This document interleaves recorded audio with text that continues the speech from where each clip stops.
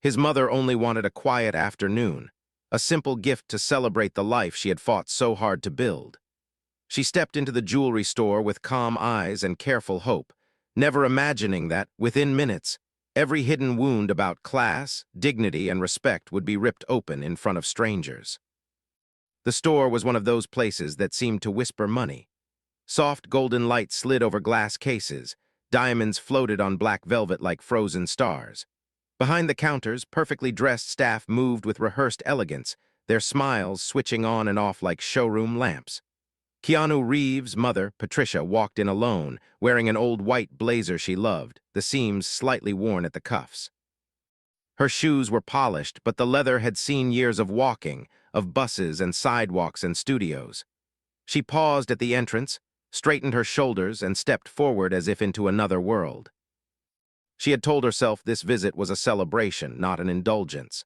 After everything her son had overcome, loss, loneliness, the unending scrutiny of fame, he had given her something she never expected: stability, comfort, the freedom to choose something beautiful simply because she liked it. He'd insisted, half teasing, half earnest. "Mom, you spent my childhood making things with your hands, costumes, dresses, rent money out of thin air. Let me buy you something that doesn't have to be practical." So now she was here, fingers lightly touching her purse, hearing his voice in her memory and smiling to herself. At first, no one approached her. A young couple drifted past, their designer logos shimmering, and instantly a saleswoman slid into place beside them, voice honey-sweet as she presented necklace after necklace. Another man in a tailored suit stepped inside, and a different associate hurried over with champagne. Patricia stood near a case of pearl earrings, quietly studying them, waiting. A minute passed, then two. The soft background music and clink of glass suddenly felt like they were pushing her to the edges of the room. She cleared her throat gently and caught the eye of a tall saleswoman in a sleek black dress. The woman's gaze swept over Patricia's blazer, her simple handbag, the faint wrinkles at her neck. There was a quick, almost imperceptible tightening of the mouth, a tiny sigh of irritation, as if someone had asked her to polish the floor instead of show a diamond. The saleswoman walked over with slow, dismissive steps, the heels of her shoes ticking softly across the polished marble. "Can I help you?" she asked, each word dipped in politeness but chilled by condescension. It was the tone of someone fully convinced they already knew the answer. "Yes, dear, I hope so," Patricia replied with a small, hopeful smile. "I'm looking for something special, perhaps a necklace or earrings, a little celebration." She didn't explain more. The meaning of that word was her own private treasure. The saleswoman leaned forward, glancing at the pearls Patricia had been considering. "Those pieces start at around 25,000, she said, emphasizing the number like a wall. "Our items are quite exclusive. Most of our clients make an appointment ahead of time." Her eyes flicked briefly to the door, as if suggesting another place might suit Patricia better, somewhere cheaper, somewhere more ordinary. For a heartbeat, Patricia just stood there, surprised. She had lived long enough to recognize these small humiliations. The grocery clerk who double-checks your coupons, the bank manager who asks one more time if you understand the terms. But here, in a room full of carefully arranged beauty, the sting cut a little deeper. She thought of the nights she'd worked 3 jobs to keep the lights on, of the cheap fabric she'd turned into stage costumes so her son could act in school plays. She thought of all the times she'd reminded him, gently and firmly, never to judge people by their wallets or their clothes. And now, here she was, being measured and dismissed in a matter of seconds. "I understand they're expensive," she answered quietly, keeping her voice steady. "I'd still like to see them if that's all right." The saleswoman's smile tightened. "Perhaps I could show you some of our more modest pieces first." She gestured toward a smaller display off to the side where the jewelry was still lovely but clearly less extravagant. Her tone turned brisk, impatient. "It's just that these higher-end items require authorization for viewing, and we usually reserve them for established clients." Behind her, 2 other staff members watched, sharing quick glances that said more than their polite faces allowed. Patricia felt heat rise in her chest, not from anger at the price, but from the invisible judgment pressing down on her. Established clients, authorization, words that were really just another way of saying, "You don't look like you belong here." Her fingers curled around the strap of her handbag just a little tighter. She could hear uninvited the echoes of an older fear, being the young single mother in thrift store shoes, standing in yet another office being told no. Not for you. Not your kind. She looked down at the pearls again, not because she needed them, but because something inside her refused to bow to that tone. I won't take long, she said, carefully, each syllable held with quiet dignity. If someone could simply open the case, I'll decide quickly. The saleswoman exhaled sharply through her nose, almost a laugh. Ma'am, I really don't want to waste your time. We have very particular clientele, and I just don't think. A different voice cut in from behind the counter, sharper, irritated. Elena, we have actual buyers waiting, another associate called, her eyes openly sweeping over Patricia now. If she's just browsing, maybe suggest the catalog. The word browsing hung in the air like a polite insult, coated in sugar, sharp beneath. The world around Patricia blurred for a second. She felt the humiliation land, heavy and familiar, like an old coat she thought she'd finally thrown away. It wasn't about the money, it was about being made small, about being told with a smile that she should know her place. Her lips parted, a protest forming, a quiet but firm reminder that no one knows a stranger's story, that respect costs nothing, but the words tangled at the back of her throat. She swallowed them, tasting bitterness. She turned slightly, considering whether to just walk out and never mention this to her son, to keep the pain tucked away where he would never see it. She had always tried to shield him from this kind of ugliness, from the way the world sometimes measured worth. But as she shifted her weight, one of the staff muttered under her breath, thinking Patricia couldn't hear. Every week someone comes in like this. They all say they're buying. For a second, the room seemed to stop breathing. Patricia did not respond. She simply straightened her spine, her eyes suddenly brighter, harder. The impulse to protect her son melted into something else entirely. The need to protect her own dignity right here, right now. She opened her mouth at last, ready to speak, not gently, not apologetically, but clearly. Before she could release a single word, the glass doors behind her swung open with a soft chime. Cool air swept in from the hallway, carrying the low murmur of the mall and the distant sound of camera shutters. Several heads turned at once. One of the younger staff members gasped quietly, her hand flying to her mouth, while another immediately adjusted his tie, his entire posture changing in an instant. Patricia felt the shift in the room, the electric ripple of sudden recognition she had seen so many times before, but never with this much desperation. The saleswoman who had been dismissing her just seconds earlier straightened abruptly, eyes widening, her cheeks flushing as she stared past Patricia's shoulder. Every trace of boredom or superiority drained from her face, replaced by a nervous, almost panicked eagerness. Patricia slowly turned, following their gaze, her heart tightening as she saw who stood in the doorway. Tall, dressed in simple black, dark hair falling around a familiar, thoughtful face now shadowed with concern as his eyes swept the store and locked onto hers. In that frozen second, as staff members scrambled to reposition themselves, their voices suddenly sugar-sweet and stumbling, Patricia realized something that made her chest ache. Her son had walked into a storm he didn't yet know existed, and the way he would see her, sitting small and alone at the counter, surrounded by people who had just decided she wasn't enough, might cut him deeper than it cut her. She held his gaze, unsure whether to smile reassuringly or finally let her hurt show, as the entire store seemed to hold its breath, waiting to see what he would say when he reached her.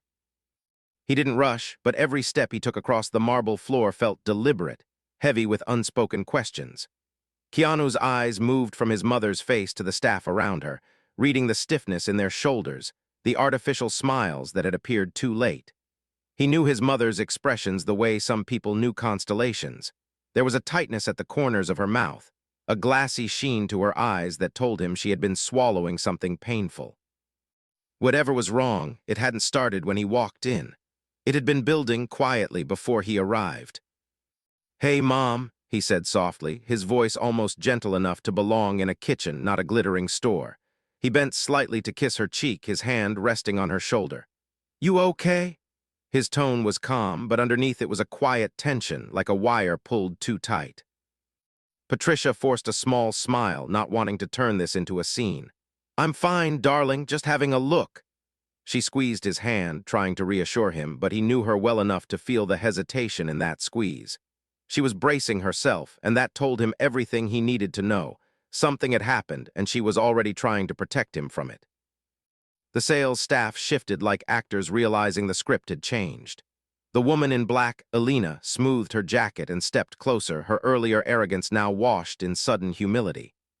"Mr. Reeves," she began, her voice coated in warmth that hadn't been there a minute ago, "welcome. We had no idea you were coming. If you'd like, we can close the store for your privacy, or—" He turned his gaze to her, not unkind but piercing. "You've met my mother?" he asked quietly. Elena hesitated, caught. "Why, yes, of course," she replied quickly. "We were just assisting her. I was about to show her some of our finest pieces. There must have been a small misunderstanding, that's all." Patricia felt the lie land between them like a stone. For a split second, she considered letting it pass, smoothing it over for the sake of peace. But something deep inside her, something tired of doors quietly closing in faces like hers, refused to let this moment be rewritten. She'd spent a lifetime teaching her son to be honest, to stand up for others. If she stayed silent now, she would be betraying the very values she had planted in his heart. "She wasn't assisting me," Patricia said softly, her voice steady. "She was trying to move me away from the expensive pieces, they all were." She glanced around at the staff, not with anger, but with a quiet, exposed hurt. "They assumed I couldn't afford to be near them. I heard one of them say people like me just come in to pretend." The room went very still. A shimmer of guilt flickered across a younger associate's face. Another looked down at the floor, cheeks flushing. Keanu didn't raise his voice or make a scene. Instead, his entire posture shifted, shoulders squaring, his expression sharpening into something calm and deeply serious. This was not the expression of a movie star about to perform outrage for an audience.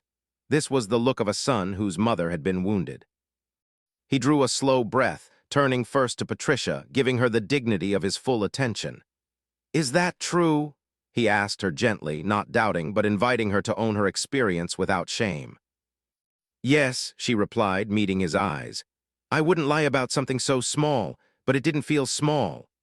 Her voice trembled just once on that last word, and that single crack in her composure seemed to echo around the glass and crystal like a bell. He nodded as if receiving a sacred piece of information. Then he turned back to the staff. "So," he said quietly, "my mother walked in here on her own, just wanting to look at jewelry, and you decided, based on her clothes, her age, her bag, that she didn't belong near your higher-end pieces." Elena opened her mouth, scrambling. "Mr. Reeves, we follow certain protocols too." "This isn't about protocols," he cut in, still calm but firmer now. "This is about respect, or the lack of it." He wasn't shouting, but there was an intensity in his voice that made more sense than any explosion of anger could. He looked around at each face, one by one. "You know what's strange? I walk into places like this all the time, dressed just like this." He gestured at his simple black t-shirt and jeans, "and no one ever assumes I can't afford to be here. No one tells me to look at the cheaper shelf first. They offer me champagne." No one dared speak. The manager, a man in his 50s with carefully styled hair and a watch worth more than some cars, hurried out from a back office, sensing the storm. "Mr. Reeves, please accept my deepest apologies," he launched instantly, the words spilling out as if they'd been rehearsed for just such a PR disaster. "We value every client, and if there was any misunderstanding—" "Stop calling it a misunderstanding," Keanu replied quietly, not unkind but unyielding. "You understood exactly what you were doing. You just misjudged who you were doing it to." Patricia watched her son, a heavy mix of pride and sorrow pressing at her ribs. She had seen him kind, patient, endlessly generous with strangers. She had seen him grieve, rebuild, choose humility over ego again and again. But she rarely saw him like this, focused, protective, drawing a clear line in the sand. It reminded her of the nights when he was a boy and she had come home exhausted, only to find he cooked something simple for them both, his small hands clumsy but determined. There had always been a quiet strength in him, but now it was standing in front of her, fully grown. The manager tried again, his voice lowering, trying to take control. "We will, of course, offer your mother any piece she desires at a significant discount, or even as a complimentary gesture to show." "Don't," Keanu said sharply, and for the first time there was a flash of genuine anger in his eyes. "Don't try to buy your way out of this with a discount. That's not the point. You thought she was less worthy of courtesy because she didn't look rich enough to matter. You humiliated a woman who has worked harder in her life than most of your established clients ever have." He looked back at his mother and his voice softened. "This woman," he said, gesturing gently to her, "is the reason I'm standing here. She patched my clothes when we couldn't afford new ones. She cut patterns and sewed costumes until her fingers ached, just so I could chase a ridiculous dream. She didn't judge the people around her by their wallets when we had next to nothing. And now you want to act like she's invisible because her jacket isn't new enough for your showroom." A silence settled over the store, heavier than any apology. A couple at the far counter who had been pretending not to listen now openly watched, their own expressions conflicted. One staff member's eyes shone with tears, as if this moment was forcing her to confront things she'd seen, and maybe participated in, too many times. Patricia's heart twisted. She hadn't wanted this, not exactly. She hadn't wanted her son to carry this anger, to feel this sting. But there was also a fierce, unexpected relief in hearing someone say aloud what so many swallowed in quiet humiliation every day. It was as if her private ache had been given a voice, and that voice was refusing to be silenced. The manager, realizing charm wouldn't fix this, took a slower breath. "You're right," he admitted, the words coming out brittle. "You are absolutely right. This is unacceptable. I will personally address it. Our staff will receive training," Keanu guessed, one eyebrow raising slightly. "You'll make them sit in a room and watch a slideshow about treating people decently." He exhaled, a sad, weary sound. "Here's a simpler idea. Start by remembering that the person standing in front of you has a story you do know. That's it. No slideshow needed." For a moment his gaze drifted around the room, taking in the glittering cases and perfect displays. "You know," he added quietly, more to the room than to any one person, "you never actually know who you're talking to. Maybe they're wealthy, maybe they're not.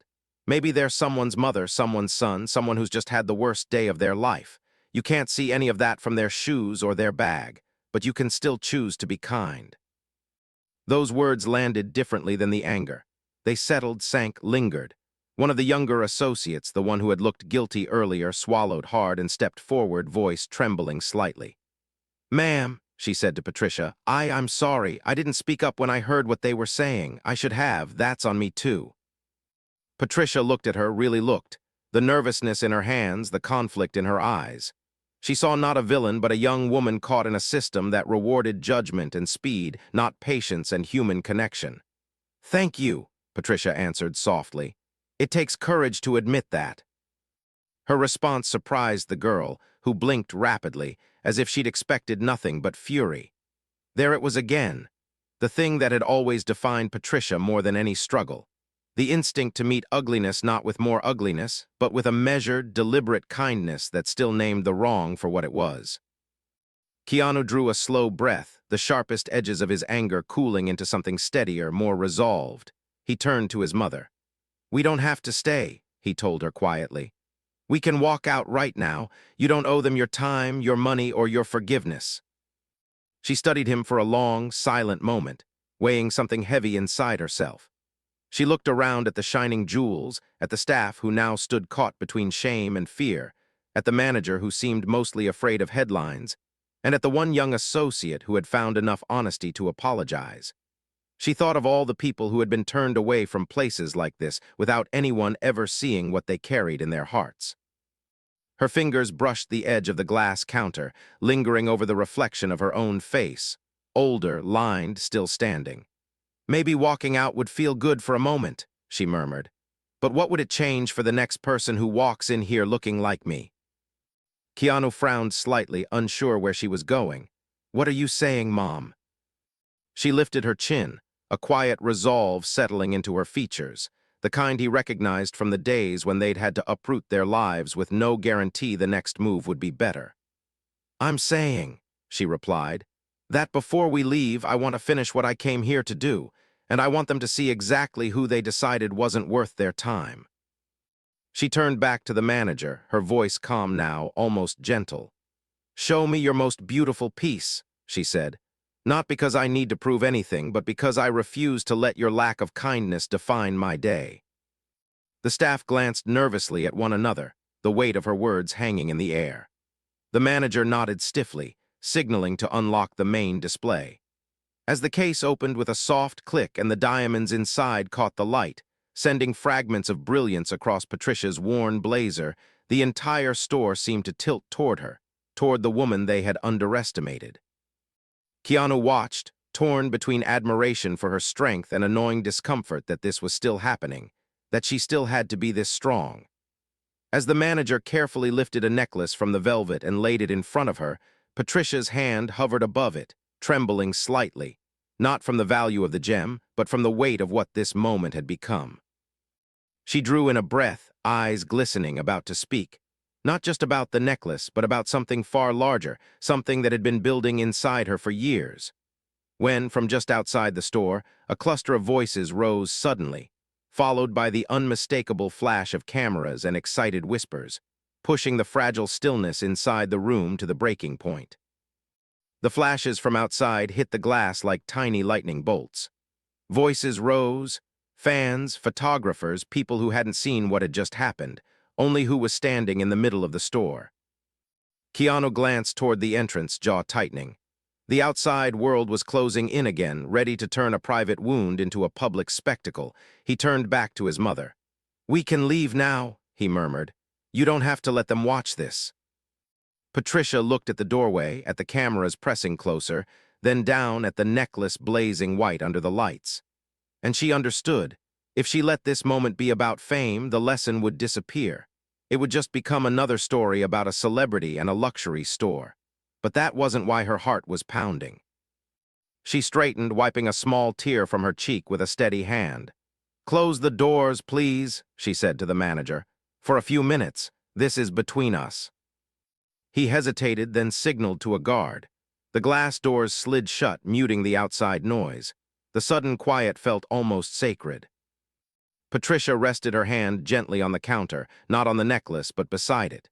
"You assumed I couldn't afford this," she said, her voice clear but soft. "You were wrong, but the worst part isn't that you misjudged my bank account. It's that you decided my appearance was enough reason to treat me as less than you." She let that sit, meeting their eyes one by one. No rage, just truth. "When I was young," she went on, "I worked in places like this, serving people who never looked at me twice. I promised myself that if life ever gave me more, I'd never forget what it felt like to be invisible." She glanced at her son, a sad smile touching her mouth. "He kept that promise better than I did today. He spoke up. I swallowed it. That's not strength, that's habit." The young associate who had apologized earlier swallowed hard. "We were wrong, ma'am," she whispered. "I was wrong." Patricia nodded. "Thank you. I hope you remember that the next time someone walks in who looks ordinary," she smiled faintly. "Most miracles do." Then she looked down at the necklace. It sparkled with almost cruel beauty, perfect and cold. "I came here for a celebration," she said quietly. "But I don't want this to remind me of humiliation. I don't want to see it and think of this day." She pushed the velvet tray gently back toward the manager. "I won't be buying anything." The manager exhaled, almost in relief that she wasn't going to make a show of wealth. "Of course, madam, again our deepest." "I'm not finished," she interrupted, still gentle, but with that unmistakable steel. "You don't need my money. What you need is to decide what kind of people you want to be when there are no cameras at the door." Her words landed harder than any threat could have. She turned to the young associate. "If you ever become a manager here," Patricia said, "teach your staff to treat the cleaner and the billionaire the same way. That's how you'll know who you really are." The girl nodded, eyes shining. In that moment, she looked less like an employee trying to survive and more like someone quietly deciding to be different. Keanu stepped closer, his hand finding his mother's. "You sure?" he asked softly. "We can go somewhere else or nowhere. We can just go for coffee." She let out a small laugh, half a sigh, the tension finally loosening in her shoulders. "Coffee sounds perfect," she said. "Something simple, something honest." They walked toward the doors together. As they approached, the staff parted for them, not out of fear, but with a kind of humbled respect. A few murmured apologies again, quieter, more sincere. Patricia nodded, accepting them without letting them erase what had happened. At the exit, she paused and looked back once more. The store still glittered, but she no longer felt small inside it. "You know," she said, her voice soft but carrying, "the most valuable thing in this room is not behind glass. It's the chance you have to do better next time." Then she stepped through the doors with her son. Outside, the noise swelled immediately, fans calling his name, cameras flashing. Keanu squeezed her hand. "You okay?" he asked. "I am," she answered, surprising herself with how true it felt. "I didn't get jewelry today. I got something better." "What's that?" he asked. She looked up at him, at the crowd, at the world that saw a movie star but had just missed the most important scene. "Proof," she said, "that you grew into the man I hoped you'd be, and a reminder that my worth was never hanging in those display cases." They moved through the crowd together, his body gently shielding hers from the crush of attention. People shouted his name, waved posters, asked for photos. Very few noticed the older woman walking beside him, her steps steady, her eyes clear. But she noticed something else. The way he slowed his pace for her, the way he dipped his head to hear her over the noise, the way he treated each fan who got close with patience instead of irritation. Kindness, even under pressure. Respect, even when he could have walked away. As they disappeared into the quieter corridor that led toward the cafe, the jewelry store behind them settled back into its polished routine. The lights still sparkled. The glass still shone. But somewhere inside, in the space between policy and habit, something small had shifted. And for every person who would one day walk into that store wearing an old jacket or tired shoes, not knowing this moment had ever happened, that small shift would matter more than any diamond ever could.